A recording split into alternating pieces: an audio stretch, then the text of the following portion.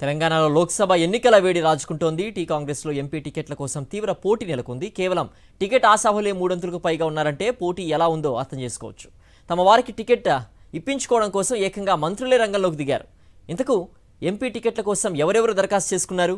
ఎంపిక ప్రక్రియ ఎలా ఉండబోతోంది? Watch it. లోక్సభ ఎన్నికల్లో పోటీ చేయాలనుకునే ఆశావాహుల నుంచి దరఖాస్తులు స్వీకరించింది తెలంగాణ కాంగ్రెస్. 4 రోజుల పాటు గాంధీ భవన్లో ప్రత్యేక కౌంటర్ ఏర్పాటు చేసి దరఖాస్తులు తీసుకున్నారు.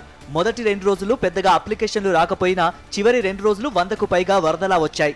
మొత్తంగా 17 పార్లమెంటు స్థానాలకు దాదాపు 306 వరకు దరఖాస్తులు వచ్చాయని తెలుస్తోంది. ఒక్కో జనరల్ దరఖాస్తుదారుని నుంచి 50,000, ఎస్సీ ఎస్టీ దరఖాస్తులకు 25,000 రూపాయల చొప్పున రుసుం వసూలు చేశారు. ఖమ్మం ఎంపీ సీటు అయితే హాట్ టాపిక్ గా మారింది. ఈ సీటు కోసం 2 మంత్రులు తమ కుటుంబ సభ్యులకు టికెట్ ఇప్పించేందుకు తీవ్రంగా పోటీ పడుతున్నారు.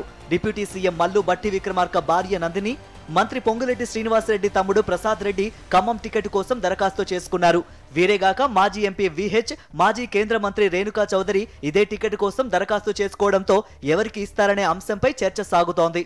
ఖమ్మం ప్రజలు దాదాపు 15-20 సంవత్సరాలు నేను వాళ్ళతో పాటు ఉన్నాను. ఒక ఫ్యామిలీ లాగా ఉన్నాము. కాబట్టి మీరు ఖచ్చితంగా చేయాలి కోరుకున్నారు.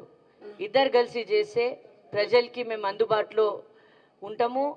అట్ ద సేమ్ టైం వాళ్ళకి మేము ఇంకా ఎక్కువ పని చేయడానికి మాకు అవకాశం ఉంటుంది. రిజర్వ్ సీట్లైన వరంగల్, నాగర్ కర్నూల్, పెద్దపల్లి, ఆదిలాబాద్, మహబూబాబాద్లకు భారీగా దరఖాస్తులు వచ్చాయి. మహబూబాబాద్ టికెట్ కోసం బలరాం నాయక్, బెల్లయ్య నాయక్, విజయాభాయ్ దరఖాస్తు చేసుకున్నారు. పెద్దపల్లి టికెట్ కోసం వివేక్ కొడుకు గడ్డం వంశీ, యూత్ కాంగ్రెస్ ముఖ్య నేత పెరిక శ్యామ్తో పాటు పలువురు దరఖాస్తు చేసుకున్నారు. సికింద్రాబాద్ టికెట్ కోసం వేణుగోపాల స్వామి, అనిల్ కుమార్ యాదవ్, రోహిన్ రెడ్డి అప్లై చేశారు. మల్కాజ్గిరి టికెట్ కోసం సర్వే సత్యనారాయణ, బండ్ల గణేష్, కపిలవాయి దిలీప్ కుమార్, సింగిరెడ్డి హర్షవర్ధన్ రెడ్డి దరఖాస్తు చేశారు.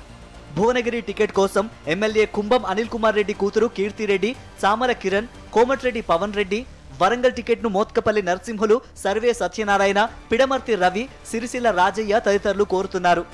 ఇక నల్గొండ ఎంపీ సీటు కోసం పటేల్ రమేష్ రెడ్డి, జానారెడ్డి కుమారుడు రఘువీర్ రెడ్డి అప్లై చేసుకున్నారు. చేవెళ్ల టికెట్ కోసం పారిజాత నరసింహారెడ్డి, కేఎల్ఆర్ దరఖాస్తు చేశారు.